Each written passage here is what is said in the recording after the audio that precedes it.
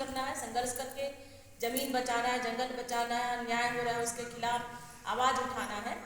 दूसरे तरफ हम हमारे आसपास जमीन है, जंगल है, जो भी उपलब्धता हमारे पास में है, हम जो खाते हैं, पीते हैं, रहते हैं, जीते हैं, उसको कैसे बचा के हमारी आमदनी के तौर पे रचनात्मक काम को हम कैसे बढ़ावा दे सकते हैं।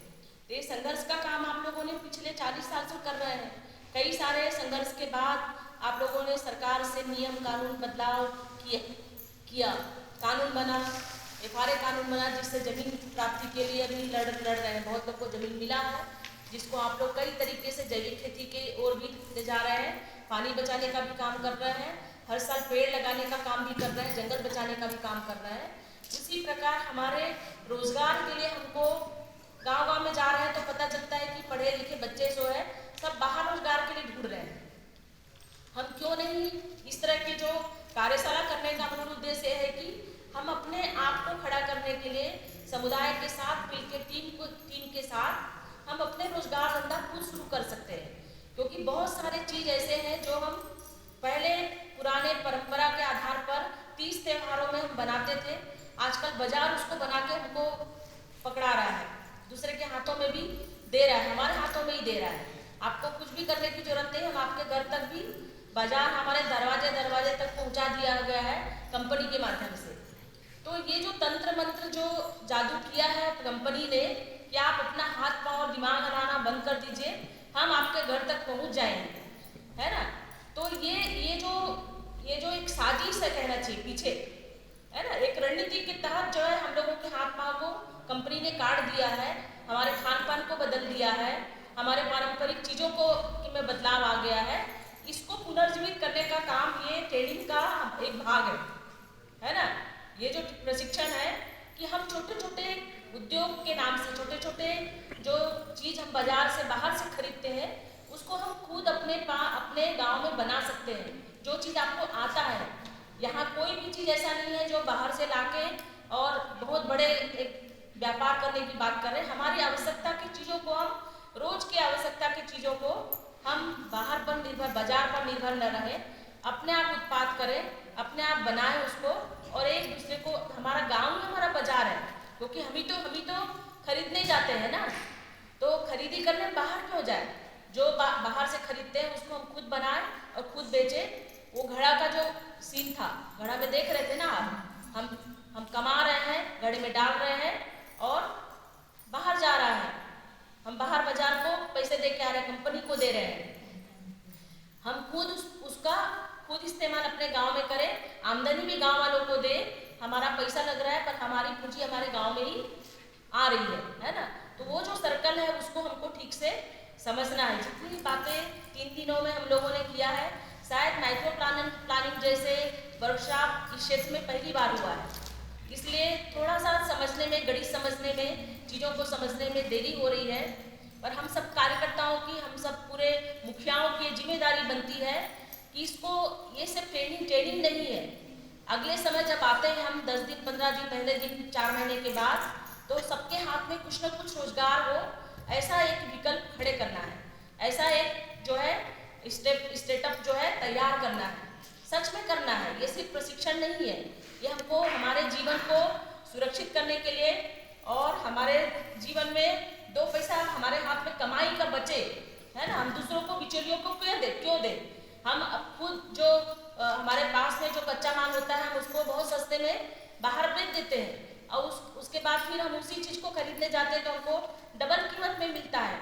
तो हम इन चीज़ों को समझते हुए अपने ही उत्पाद को, अपने ही उसमें कुछ प्रोसेसिंग करके, कुछ बना के, जो आप लोगों ने यहाँ पूरे ट्रेनिंग में सीखा है, ये सारा जो पूरे तख्ता भरा हुआ है, 13 प्रकार के जो आइटम बन सकते हैं, इससे कई ज़्यादा आइटम बन सकते हैं, है ना। और बहुत सारे कलाकृति है जो पहले दिन आप लोगों ने बताया कि किसी को खटिया बनाने आता है, किसी को झाड़ू बनाने आता है, किसी को हंसिया दराता बनाने भी आता है, स्टूल बनाने आता है, रस्सी बनाने आता है। तो बहुत सारी चीज़ जो पारंपरिक था, चटाई बनाने से लेकर के, तो इन सब चीज़ों को दोबारा जो है आप लोग सोचिए और संगठन के माध्यम से छोटे छोटे ग्रुप बना के 10 लोग, 12 लोग, 15 लोग, ऐसे छोटे ग्रुप बना करके काम को शुरू करना है। एक अकेले से नहीं संभव है ना। हम लोग ग्रुप बना के शुरू करें ताकि ग्रुप का जो इनकम है वो ग्रुप में आपस में चर्चा करके कम ज़्यादा कम बेसी होता है, कभी घाटे भी हो सकते हैं, कभी मुनाफे भी हो सकते हैं। तो घाटे को भी थोड़ा बहुत सहने में हमारी ताकत बढ़े एक दूसरे के साथ, और मुनाफा को भी हम लोग एक दूसरे के साथ बढ़ा सकें। तो ये बहुत ही, जिस तरह से संगठन को आप निष्ठापूर्वक तरीके से बचत करने का काम, ग्राम कोष अनाज कोष बचत करने का काम कर रहे हैं और उसका एक समय निर्धारण है, उसी तरह ये पूरे रचनात्मक कामों को, जो आर्थिक कार्यक्रम है, इसको भी उसी तरह से दोबारा अपने अपने टीम में वापस जाके सोचना है, बैठना है और ये तय करना है, शुरू करना है, काम शुरू करना है। उसमें हमारी किस तरह से मदद हो सकती है, कार्यकर्ता साथी लोग किस तरह से मदद कर सकते हैं, ये जरूर करना है ना। तो आप लोगों ने बहुत अच्छे से जो है समझने की कोशिश की 3 दिनों में। और अच्छा होता कि पहले से शायद ये प्रिपरेशन करके आते कि हमको रोजगार धंधा तय करना ही है, और ये सारी तैयारी होता तो और भी अच्छे से होता। तो अच्छा लगा आप सब लोग रहे यहाँ पर, मीटिंग में भागीदारी लिए। कोशिश करेंगे कि वापस जाके हम कहीं ना कहीं एक छोटे ग्रुप बना के इस काम को सुनिश्चित करना है, काम को शुरुआत करना है, और उसका निर्धारण जो है समय सीमा, क्योंकि बसंती बहन कह रही थी कि हमारे जाने के बाद भी वो 4 बजे तक यहाँ बैठेंगे, 4-5 बजे तक के, और वो तय करके सुनिश्चित करके जाएंगे कि कौन सा टीम क्या करने वाले हैं। तो जरूर वो प्लानिंग जो है बसंती बहन और नंदिनी बहन के साथ में बैठ के, हमारे चले जाने के बाद भी आप लोग खाना खा के यहाँ पर बैठेंगे और कुछ न कुछ फाइनल करके ही यहाँ से इस हॉल से निकलेंगे, तो बहुत अच्छा होगा। और बहुत बहुत शुक्रिया कि रघुवीर भाई यहाँ पर उपस्थित हुए, और प्रमीला बहन आई, और बहुत सारे मुखिया साथी लोग यहाँ पर उपस्थित हुए हैं। हर कार्यक्रम में मैं देखती हूँ गणपत भाई और सरजू भाई, ये सारे लोग कार्यक्रम के पहले भी बहुत सारे तैयारी करते हैं। नंदिनी बहन और बसंती को काफ़ी मदद करते हैं पूरा टीम जो है, और एक मोरल सपोर्ट के तौर पर रघुवीर भाई का तो लगातार रहता है सभी कार्यकर्ताओं का, है ना। सिर्फ ये सबूजा यहाँ ही नहीं बल्कि पूरे स्टेट में उनकी जिम्मेवारी है कि कहाँ कहाँ हम जो है अपने आमदनी को बढ़ाने के लिए, या संगठन जहाँ कमज़ोर है उसको मदद किस तरह से कर सकते हैं। तो संगठनात्मक काम को, संघर्ष के काम को और रचनात्मक कामों को हमको 3 धारा में ले जाना होगा। तो सभी को एक बैलेंस बना के चलने के लिए ये बहुत अच्छा रहा है कार्यशाला, और हम पुनः बधाई देते हैं आदरणीय प्रदीप जी को। राजा जी पूछ रहे थे उनको कि उनसे बहुत ज़्यादा सीखना है, समझना है, और उनका मदद लेना है पूरे कार्यक्रम में। और अहिंसात्मक जो अर्थव्यवस्था है उसको समझने के लिए हमारे गांव में जो छोटे छोटे उद्योग होंगे वो बहुत ही एक निष्ठापूर्वक होगा, हमारे अपने लिए होगा। हमको बाहर बाजार जाने की जरूरत नहीं है, बाजार हमारे गांव में है, खरीदार हमारे गांव में है। ये निर्धारित जो है अगर करेंगे मन में अंदर जो है, तो जरूर हम लोग सक्सेस होंगे। उसकी सफलता हम ही लोगों को मिलेगी, और सफलता मिलेगी तो आमदनी भी मिलेगी, और तभी आमदनी के साथ अगर होगा तो समृद्धि भी आएगी गांव में।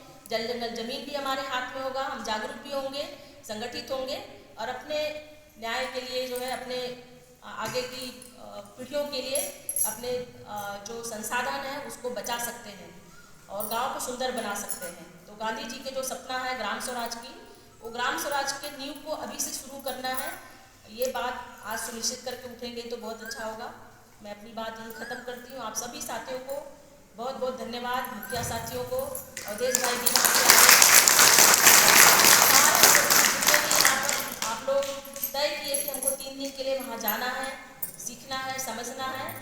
और मुझे लगता है शायद आप लोग इस तरह के गणित करने में, रोजगार अपने बारे में, अपने गणित करने में शायद पहली बार लिखा पढ़ी किए होंगे, सोचे होंगे, है ना। इसके पहले कभी बैठे नहीं कि हमारा हिसाब किताब जिस तरह से बोल रहे थे ना कि बांस के टोकरी बनाने में कितना समय लगता है, कि लड्डू बनाने में कितना समय लगता है, कि दोना पत्तल बनाने में, रोज़ दोना पत्तल बना रहे हैं और कितना पैसा लगता है, कितना समय लगता है, कितना श्रम लगता है, इसको कभी कैलकुलेट नहीं किए थे।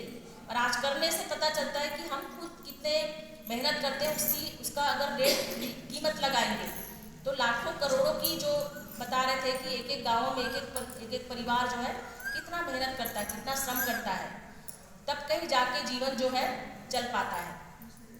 तो आप सब मेहनती हैं, आपके मेहनत को हम प्रणाम करते हैं, और इस मेहनत को आप अपने आमदनी में बदलेंगे समृद्धि में बदलेंगे। इसी उम्मीद के साथ मैं अपनी बात को खत्म करती हूँ। सबको जय जगन्नाथ।